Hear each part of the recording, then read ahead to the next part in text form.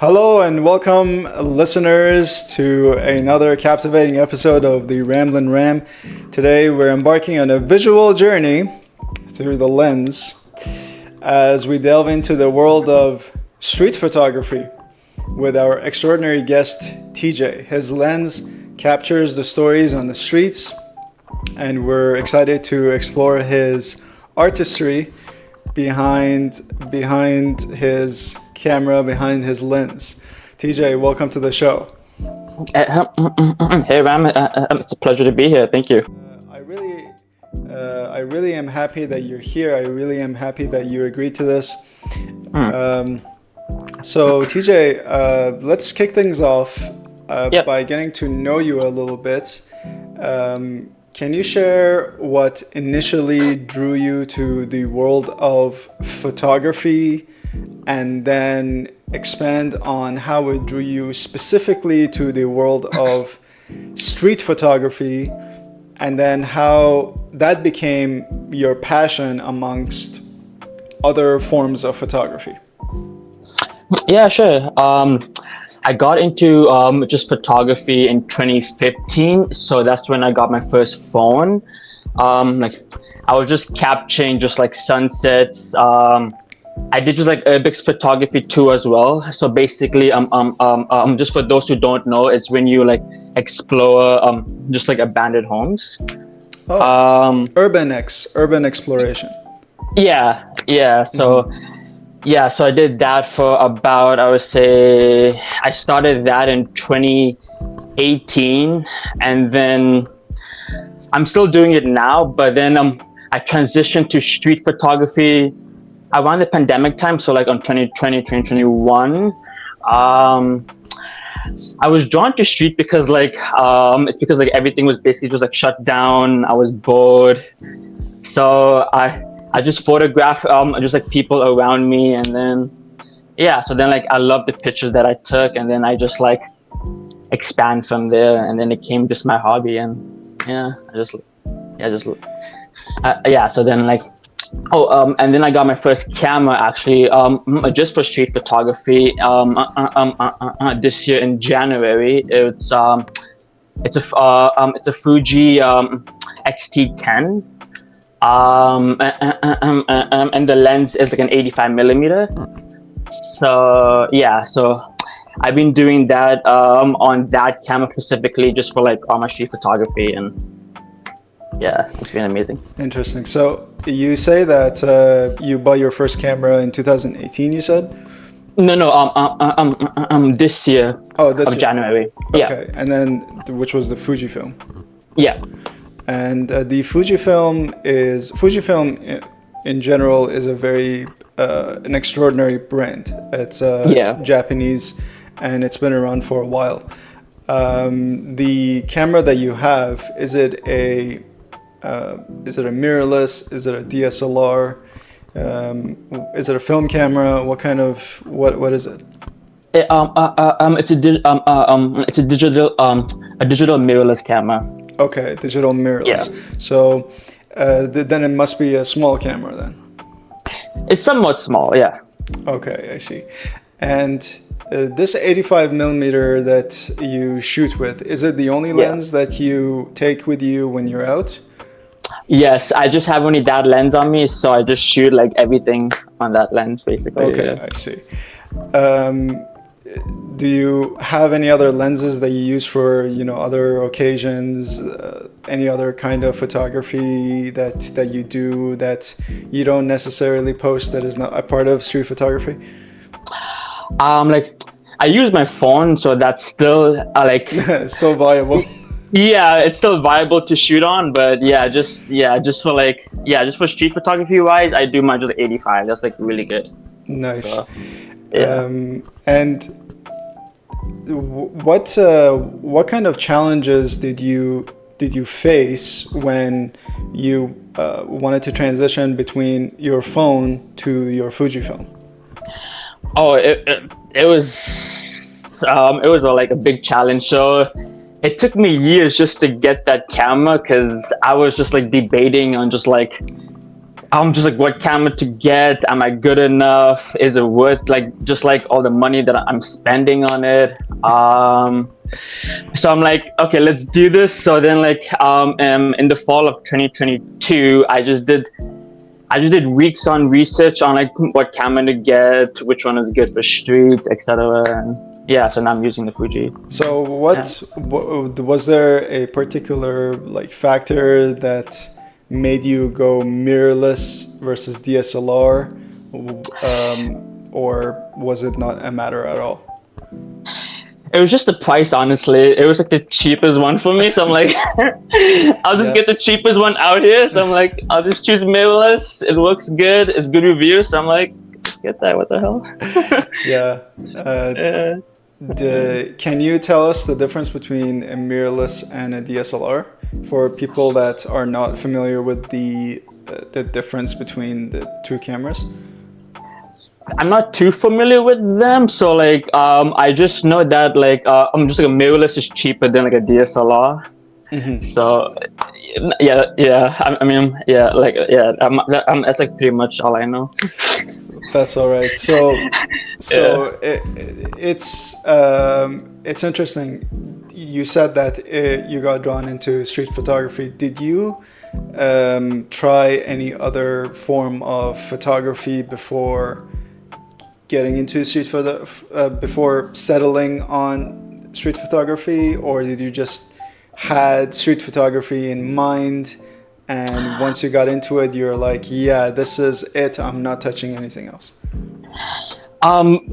Just before street photography, I would just do just like landscape. So like, I'll just take pictures of sunsets, and then I do like urbex photography too. So Aerobics so is yeah. as in like people dancing and doing stuff, right? No. It's when someone like explodes and I'm just in an abandoned building, so like an abandoned home. You just go in and just Okay. pictures of I it. thought you said aerobics, but you said Oh no, urban, urbex. Yeah, yeah, yeah, urban yeah, exploration. yeah, Okay. I yeah, see. I see. So yeah, your photographs from your Instagram page, which is tj@tj.pics, correct? yeah. Okay. So your photographs tell intricate stories of everyday life on the streets. Can you give us a little glimpse into your creative process? Yeah, for sure. So it depends on just like on the day to day. So like if it's nice weather, I'll just go out and just like photograph what I see. But yeah, I mean, if it's just like a cloudy, just like a cloudy day like today, it's cold. I won't really go outside. I'll just like stay indoors and yeah, just won't really photograph anything. Yeah, so it depends on just on the weather. It's like a big factor of like if I'm photographing or I'm not photographing that day. So I yeah. see. And is it planned or is it spontaneous? Like you're out and about, just walking, exploring, and then all of a sudden you're like, ah, nice picture. And then you take out your camera and take a picture. Or is it a particular day that you write down and you say, okay, this day I'm going out just for photographing? Sometimes I do have days where like I do have a plan. So say that it's now autumn, right? So like I'm gonna set a day just to capture the fall foliage. So then like I'll do that. But then but then there are days where I just get up and I'm like, okay, let's see what the day has to offer. Then I'll just go outside and just see what I like, and then yeah, just capture it. Okay, I see. Uh, can you tell us a little bit about how you choose your subjects and your scenes? Yeah, for sure. So like for me, I just mainly shoot people who I just see just like who are just like well dressed, who are just like I don't know, just like show like I'm just like love, affection, and yeah, and then I like, if I see that, I'm just drawn to that. So yeah, I just capture like, yeah, it's like just things that like they don't see mainly on the streets, just like someone just like just like making out in the corner. That's like pretty cool, right? Or you see, or you see just like just a person with like a nice looking outfit, and yeah, that looks really cool. So I just like capture that too as well. Is it a random process? Like, for example, if you were to go out and you would take 500 pictures in a particular day, and you come home and you say, well, 300 of them are rubbish, but only 200 of them actually, are artistic. Is it like that, or does it have a method that you follow? For me, it's just like shoot whatever. So I would take just like I'll take just like 200, 300 photos per day, depending on just my mood, and then yeah, so then I'll just go through them and see like which one I like, which one I don't. I see. Okay. Yeah. So street photography is often involving capturing candid moments of people as they're like going out and about in public Yeah. spaces. How do you approach this ethically, respecting the privacy of your subjects? So like I have this rule of thumb where I don't photograph any like homeless person. That's just not me. In terms of children, I'm still debating if I should photograph them, should I not photograph them. But I do photograph them, but it's in like it's in like an event kind of like environment. So there's like a street parade happening, just kind of like it's like a festival happening. So there's kids around, and then I just photograph them. I'm just at that time. But for me, it's really hard just to photograph kids when they're just like walking down the street with their family. That's just like that's a bit on like the iffy side for me. So Okay, it's yeah, kind of like what if they think that I'm some sort of like creep or something, right? yeah, Yeah, exactly. yeah. So, Do you ever get like people that catch you in the act, and as you're about to click, and and you capture them looking towards you, and then afterwards you have to deal with the what happens afterwards? oh yeah, I get that all the time. It's there was this one photo that like I really love. It was captured inside the subway. There was this man that was looking directly at me. It was just like a phenomenal picture. It was just like his emotion, and then there was like water dripping from the side of the train. It was just like Oh wow. it just shows just like so much just like emotion in that picture. And yeah, he didn't say anything after because like he's inside the train. I'm outside the train, so yeah, he just gave me just like a weird stare, and then yeah, the train left. The And train left. yeah. Did you have any like events where the person did actually react, like react much more than this person, whether it be positively or negatively? No, no, really. I just have just like weird stares, but I'm Just like I like, never oh, what got. is he doing? You know? Yeah, Yeah. yeah, yeah, yeah, yeah. So like look, I've never gotten someone just came up to me and just like start a fight. I've never gotten that. So yeah, yeah. So like I'm okay. I just got like just like angry stares at people. That's pretty much all I got. So, yeah, Angry stares at people. Nice. yeah. So your Instagram following speaks volumes about your impact on your work. Could you share an instance when one of your photographs had a profound effect on the audience, or even you personally? Yeah, I think just like all the pictures that I post, it just has just they just have like a profound meaning to people because I see like every photo that I post just like has a comment, so I know that like it's like it's impacting someone out there. Mm-hmm. But there is one photo that I mentioned earlier. It was like the man that was staring right at me to the subway train. I don't know. Just like something about that is like it's like my best photo that I've taken.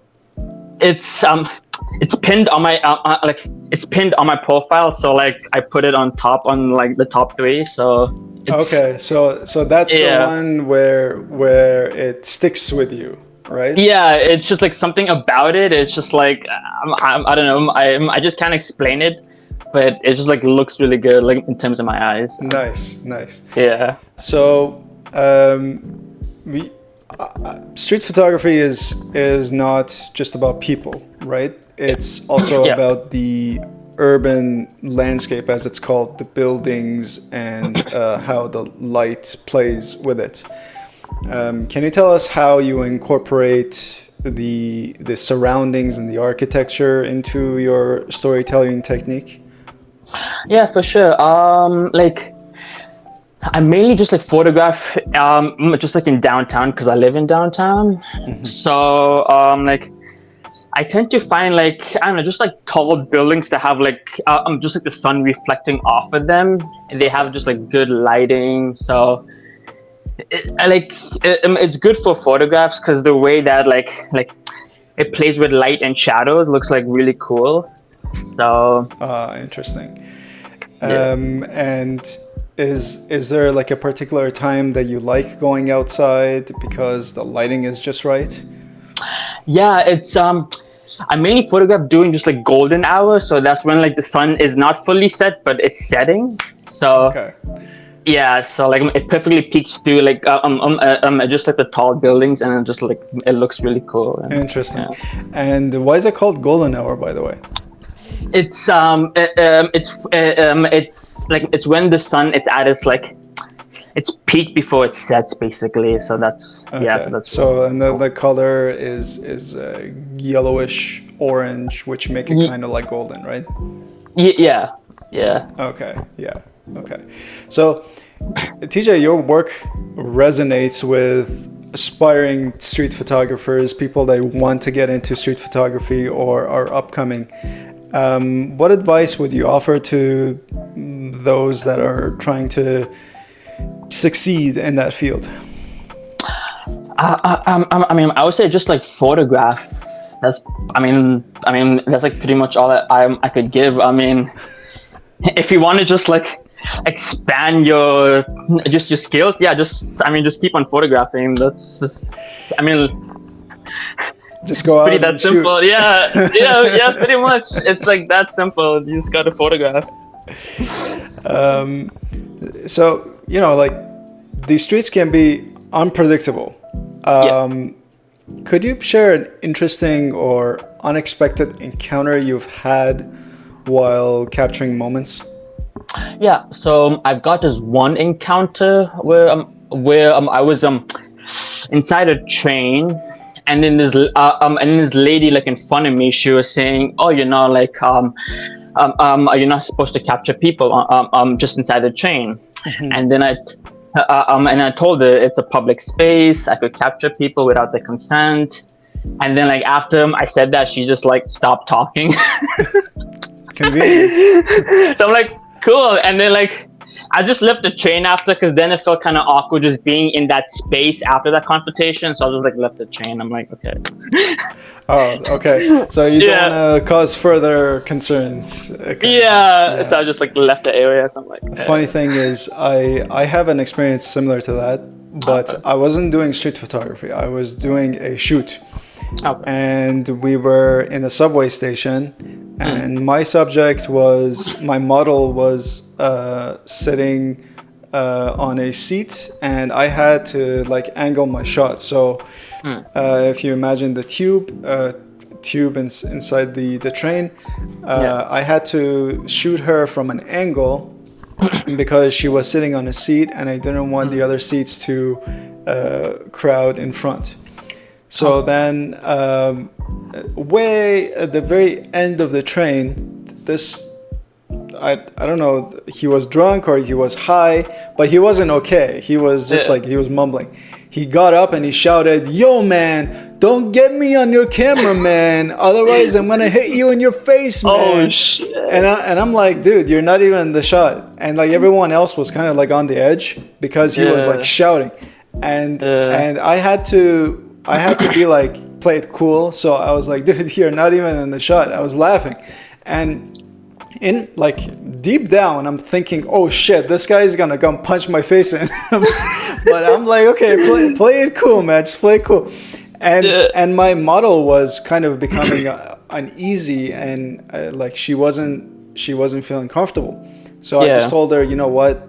Next stop, we're gonna get out, and this guy can f off, because he wasn't in the shot. He was like really concerned, but thankfully he actually got off in the next stop, and we continued in our journey to capture what I wanted to capture.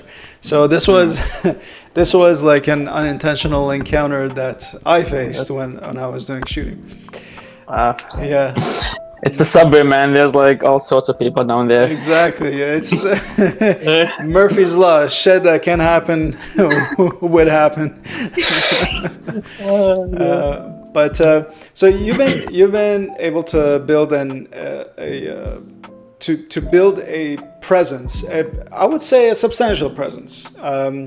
Thank you. With your photography. Yes, of course. How has social media, especially Instagram, influenced your career and the way you share your work?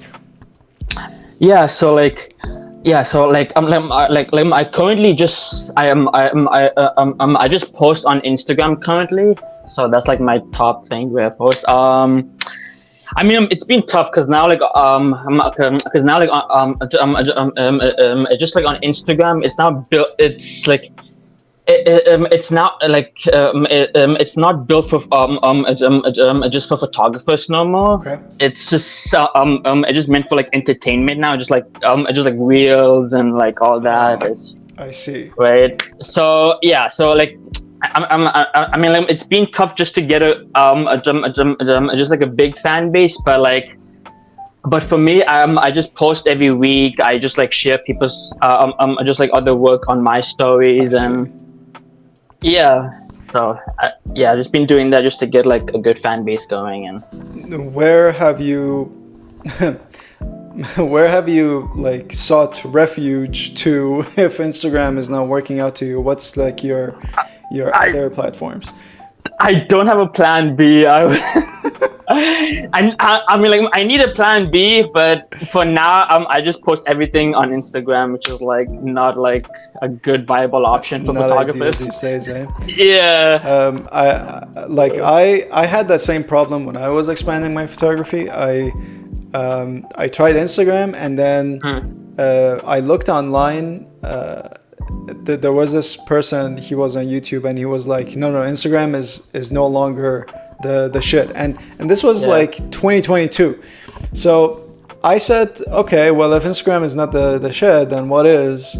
So I did a little searching, and I found out that if you go on Twitter or if you go on Facebook and you join certain groups that are specific to whatever you do, and you post it there, this is the best way to earn a following today. So people are going back to Facebook and Twitter instead of like going to Instagram. So that's it. Food for thought, you know? Got it. Noted. So, TJ, as we come to a close about with this podcast, can you share a unique insight that you've gained through your lens, pun intended, that you'd like the listeners to know that will help them in their journey? Something unique to you that you've learned in your journey. Okay. Oh, good question. I would say, just keep on trying. I mean, there'll be days where you feel like, okay, there's no point there's no point in just like all of this. I'm just like, all my pictures are shit. I can't do this. And You're feeling down under the weather. yeah, right. Just keep pushing forward because you never know what's going to happen to your pictures, right? Just keep on pursuing your dreams. Just don't think that like once just like one one bad day is going to ruin like just like everything, right? You just it's just part of being it's just part of being a photographer. You just have to like just go through just like all your shitty days before you reach like a good peak. And yeah. I'll you know what, I agree with that 100%. I am a photographer, you know this. This is how we know each other, and Yep. I would add to that. So take exactly what TJ said, but then plus addendum. Never be satisfied with your work. Always say this has room for improvement. Even if your picture gets published on National Geographic, say Yeah. I gotta improve on this. Don't say it's for shit, sure. but say this has room for improvement. So this is good, but it needs to be better. This is the mentality to have to that. For sure. Yeah. So thank you, TJ, for Yeah. peeling back the layers of street photography, giving us a glimpse into Yep. your world.